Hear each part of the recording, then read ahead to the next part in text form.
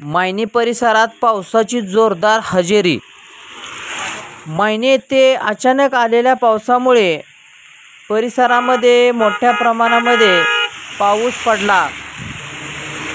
नदी नाले असतील, ओढे असतील, भरभरून वाहू लागले आहेत।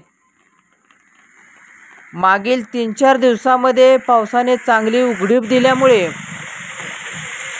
शेतकरी शेतीच्या कामामध्ये मशागत करण्यामध्ये व्यस्त होता।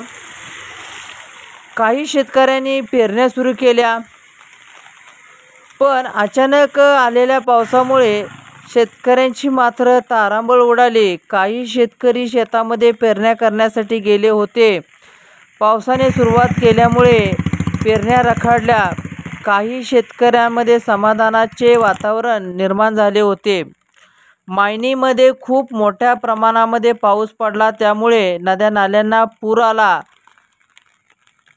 पूर मोठा होता, पाऊस चांगला झाला, अशी चर्चा नागरिकांमध्ये रंगू लागली होती। या ठिकाणी आपण कशा पद्धतीनं पाणी वाहत आहे हे आपण बघत आहात।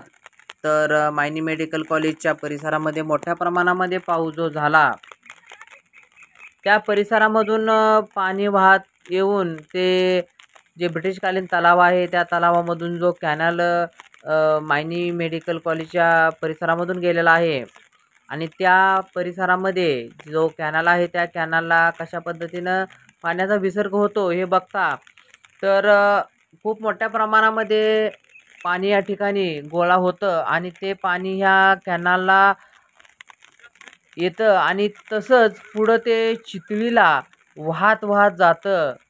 तर आपले प्रतिनिधी मंगेश भिसे पुन्हा एकदा आपल्याला पाणी दाखवण्याचं काम या ठिकाणी करत आहेत। लोकसंवाद न्यूजच्या माध्यमातून आपण हे पाणी बघत आहात। तर आपले प्रतिनिधी मंगेश भिसे आपल्याला पाणी दाखवण्याचं काम या ठिकाणी करत आहेत की कशा पद्धतीनं पाऊस मोठा झाला आणि त्यानंतर हे पाणी पुढं वाहत आहे। तर आपले प्रतिनिधी जे आहेत मंगेश भिसे यांनी आपल्याला या ठिकाणी पाणी दाखवण्याचं काम केलेलं आहे। तर खूप मोठा पाऊस झाला आहे आणि अशा पद्धतीनं आपण पाणी पाहत शेतकऱ्यांच्या शेतामध्ये कशा पद्धतीनं पाणी साठलेलं आहे हे सुद्धा आपण या ठिकाणी बघू शकता। तसंच मेडिकल कॉलेजच्या परिसरामध्ये ही पाणी कशा पद्धतीनं साठलेलं आहे हे आपण लोकसंवाद न्यूजच्या माध्यमातून पुन्हा एकदा दाखवण्याचं काम आपल्याला प्रतिनिधी मंगेश भिसे यांनी केलेलं आहे।